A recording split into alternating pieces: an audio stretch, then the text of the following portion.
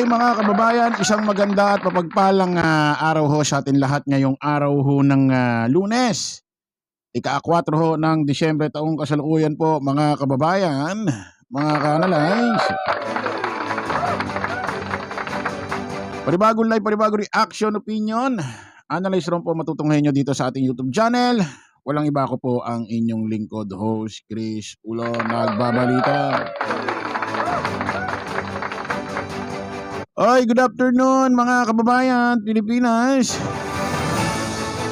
Sumapit na naman ho ang bagong araw ho dito sa ating panahon, ha? Ilang araw, ilang tulog na lang ho. Kapaskuhan na, ha? Hindi na ho mapipigilan yan. Ay, sa mga bagong pasok pa lang ho dito sa ating munting programa, welcome ho kayo kay Chris Ulo. Ay, kayo ba'y nakapang tanghalian na? Ano ba ang ulam ninyo? Nako, ako ay diet. Mahirap tumataba sa harap ng camera, ha? Kailangan mag-diet tayo. Ay mga kababayan, pag-usapan ho natin ang isang mainit ho about dito sa Katniel breakup.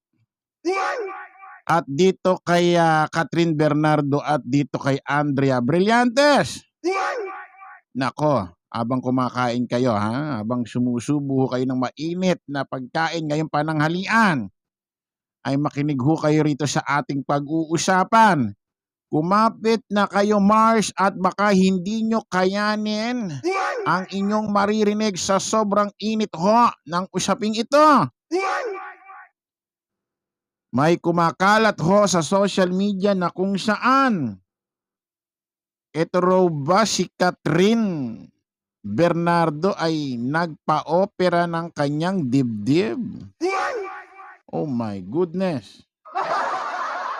At Catherine Bernardo, sinagot na nga ba ang post ni Andrea Brillantes? Kasi may kumakalat ho sa social media, sa Facebook. Ayan, makikita nyo ho dyan sa screen na itong si Andrea Brillantes, yung social media account na yan, nag-post ho siya at may nag-comment.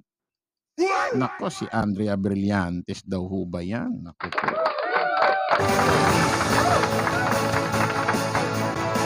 O ito mga kababayan, unahin ho natin itong kumakalat na larawan na pinost ho ng isang FB page na ang pangalan ay All Trending Videos. Na kung saan makikita nyo dyan sa larawan mga kababayan, mga ka-analyze, obvious naman talagang ito ay si Catherine Bernardo. Pero may kakaiba ho na kayo mapapansin dito ho sa screen, dyan ho sa larawan na kung saan, bakit parang kakaiba ang dibdib ho ni Catherine Bernardo dito? Nako, may mga nag-send sa akin ng larawan na ito. Sabi, Chris Ulo, totoo ba itong larawan na ito? Bakit ganito kalaki ang dibdib ni Catherine Bernardo? Nagpa-opera na ba siya?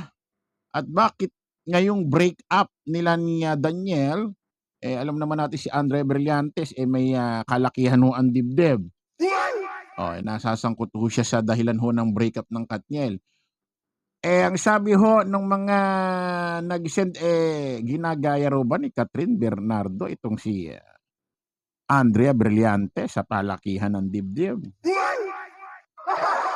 Nako, sabi ko, ma'am, mga kakatniel, huwag niyong pansinin niyang mga ganyang larawan. Napaka-imposibleng magpa-opera.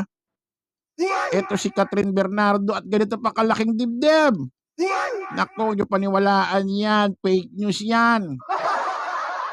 Malamang inedit yan, malamang ewan ko rito sa FB page na ito na All Trending Videos.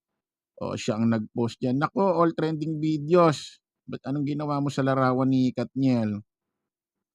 Malamang may naghanap ng picture na ito, tapos yung ulo ni Catherine Bernardo ay pinatong ho sa katawan na may malaking dibdib. Eh alam niyo naman ngayon dito sa atin, no, kumbaga yung ating technology magaling na rin. Nai-edit ho yung larawan, ipinapatong ho sa katawan na hindi ho halata tulad nito. Pero ito ay halatang fake news. Grabe naman yung dibdib ni Catherine Bernardo rito. Ay, pang ano na ito pang Viva Max na ito. Ito pa, may kumakalat mga kababayan. Tignan nyo ho dyan sa screen, makikita nyo ho dyan.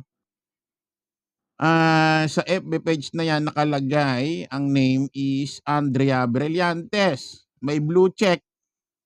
Pag may blue check ho kasi, ibig sabihin legit na FB page. Pero tinignan ko naman ho yung FB page ni Andrea Brillantes, wala namang ganitong post. Baka pati yung check piniki na din. Pero makikita ho dito sa kanyang caption, sana bago mo ikwento ang bad side ko sa ibang tao, ikwento mo muna sa kanila kung paano ako naging mabait sa'yo. Nako, ang daming nag-sad reaction, 2.6. Ayan. Abang nakakagulat dito.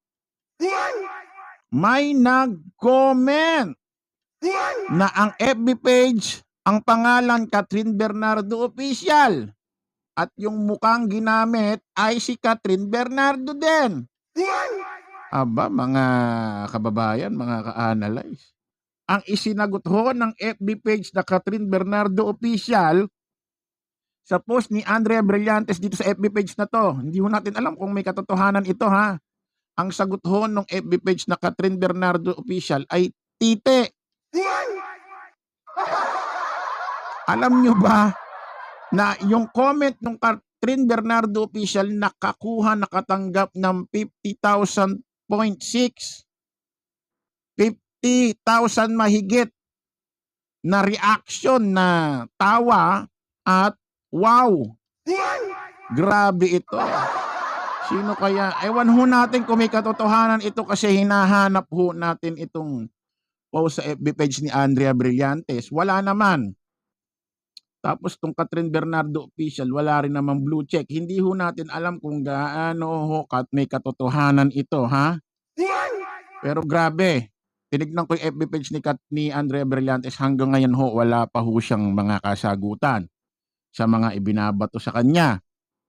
At itong si Catherine Bernardo, although alam niya, aware naman siya, sigurado sa social media update naman siya na nababash itong si Andrea Brillantes. Pero wala hong post si Catherine Bernardo na, oy, wag niyong ibashing si Andrea Brillantes kasi wala siyang kinalaman sa aming breakup. Di ba dapat ganun kasi magkakaibigan sila para mapangalagaan yung pangalan ni Andrea Brillantes. Ang nakakapagtaka, hanggang ngayong oras-araw na ito wala pa hong post si Catherine Bernardo para sabing wag idamay si Andrea Brillantes. Bakit kaya? Totoo kayang may kinalaman? At itong si Andrea Brillantes, wala ring post sa kanyang social media account na sabihing wala akong kinalaman. Buti pa itong si Jillian Vicencio, nag-post nang wala siyang kinalaman. Pero ito si Catherine Bernardo Official, wala ring post na sabihin man lang na, hoy, mga Kantiel, mga fans, mga Marites, huwag niyong ibashing si Jillian Vicencio kasi wala siyang kinalaman. Wala rin siyang paglilinaw about dito. Nako, bakit kayo?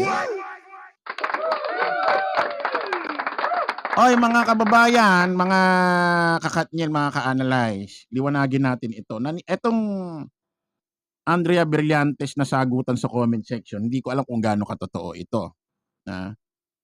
Kasi minsan may mga post na dinidelete sila. Pero yung kumakalat ho na Catherine Bernardo na naka-close up dyan sa screen sa dito sa ating video na may malaking dibdib at boobs, siguradong fake news ho ito. fake yan larawan na yan. 100% yan, ha? Pero itong Catherine Bernardo official na FB page, malinaw naman talagang sinagot niya ng tite. Itong FB page na Andrea Brillantes.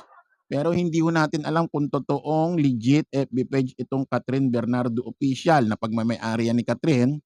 At itong Andrea Brillantes, hindi ho natin alam kung legit din ho yan na pagmamay-ari ni Andrea Brillantes. So yan po mga kababayan, yun lang po muna update natin sa mga init na issue rito ngayon sa mundo ng showbiz. Kita-kita po tayo sa panibago kong vlog video maya-maya lang po. At pakiabangan po yung mga bago nating live stream.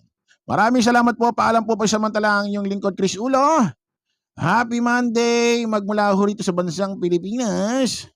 Thank you very much. Bye-bye!